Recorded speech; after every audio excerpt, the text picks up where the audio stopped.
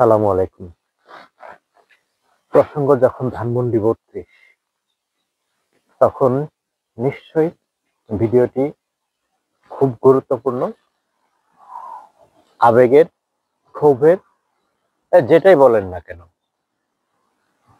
কারণ হচ্ছে, আপনারা জানেন, এই তো ২-৩ দিন আগে ধানমন্ডি ৩২ নং যে বাড়ি, বঙ্গবন্ধুর বাড়িটি একদম বুলডোজার দিয়ে মাটির সাথে মিশিয়ে দেওয়া হয়েছে। একটা জিনিস খেয়াল করবেন, এই যে এত স্মৃতিময় একটি বাড়ি, যেই বাড়ি থেকে বঙ্গবন্ধুর রাজনৈতিক যত কার্যক্রম, যত সিদ্ধান্ত, দেশ স্বাধীনের আগ থেকে এবং দেশ স্বাধীন পর্যন্ত এই বাড়ি থেকেই যত ধরনের গুরুত্বপূর্ণ সিদ্ধান্ত এই বাড়ি থেকেই নেওয়া হয়েছে। ফলে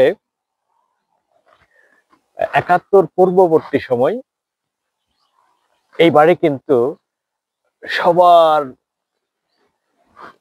সবার কাছেই একটা আগ্রহের জায়গা ছিল, ভালোবাসার জায়গা ছিল।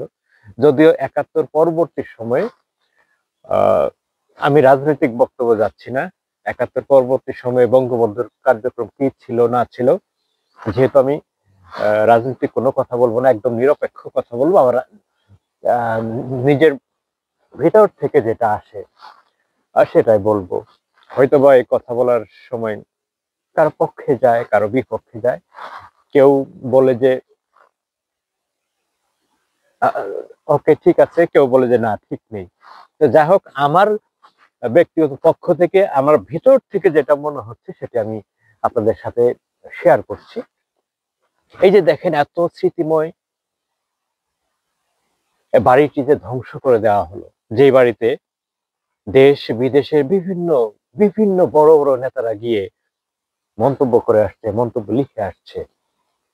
এত স্মৃতিময় একটি বাড়ি ধ্বংস করে ফেলা হলো, কেউ টু শব্দ করলো না। এরও একটা কারণ আছে, কারণ হচ্ছে ৭১-এর আগে যে বাড়িটা মানুষের কাছে এত ভালোবাসার গুরুত্বপূর্ণ জায়গা ছিল, সেই ৭১-এর পরে এসে এই বাড়িটার গুরুত্ব ধীরে ধীরে ধীরে ধীরে কমতে শুরু করলো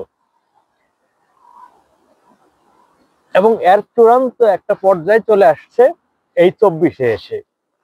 দেখেন, এই বাড়িকে সিম্বলাইজড করে, এই বাড়িকে মাজার হিসেবে ধরে, এই বাড়িকে কেন্দ্র করে বিগত সরকার বাংলাদেশে একটা স্বৈরাচারী সিস্টেম তৈরি করে ফেলছিল।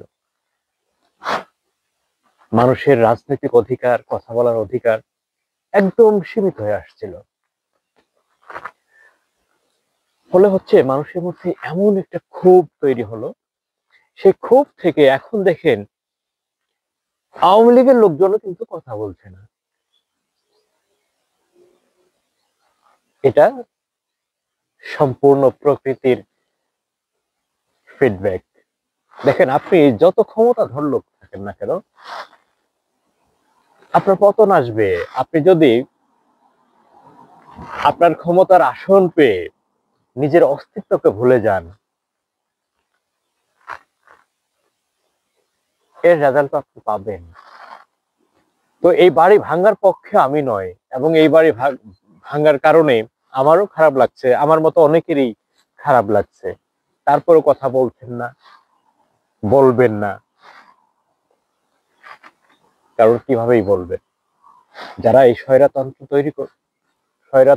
তৈরি করলো, তারা আজ কিন্তু বিভিন্ন জায়গায় এখন ছড়িয়ে ছিটিয়ে, মানে পালিয়ে আছে। দেখেন, সাধারণ লোকজন তারা কিন্তু এখন অসহায়। এক জেলা থেকে আরেক জেলায়, এক গ্রাম থেকে অন্য গ্রাম, এক স্থান থেকে অন্য স্থান। যাদের কোটি কোটি টাকা বানাইছে এই বিগত সরকারের আমলে, তারাও কিন্তু এখন অসহায় এবং মানবেতর জীবনযাপন করছে। কিন্তু দেখেন, যারা এই স্বৈরতন্ত্রটা প্রতিষ্ঠিত করলো, তারা কিন্তু ঠিকই নিরাপদে দেশ ছেড়ে গেছে। এই জন্যই আমরা ভেবেচিন্তে যত সিদ্ধান্ত, যত আমাদের প্ল্যান পরিকল্পনা ভেবেচিন্তে করাই উচিত। আজকে এই যে দেখেন, বিগত সরকারের সমর্থক কিন্তু কম না বাংলাদেশে, তারপরেও একটা মানুষ নেই যে এই বাড়ি ভাঙ্গার বিপক্ষে কথা বলবে। সো সামনে যারা আছেন, সামনে যারা ক্ষমতায় আসবেন, তারাও এগুলো মাথায় রেখেই আপনাদের কার্যক্রম চালাবেন, জনগণের পালসটা বোঝার চেষ্টা করবেন, তাহলেই আমার মনে হয় সবার জন্যই ভালো হবে। ভালো থাকবেন, সুস্থ থাকবেন, সত্য সুন্দর, সুখী সমৃদ্ধ এবং ন্যায়ভিত্তিক জীবন প্রতিষ্ঠিত হোক আপনাদের সবার, সেই প্রত্যাশা রেখেই আজকের মতো শেষ করছি। আল্লাহ হাফেজ।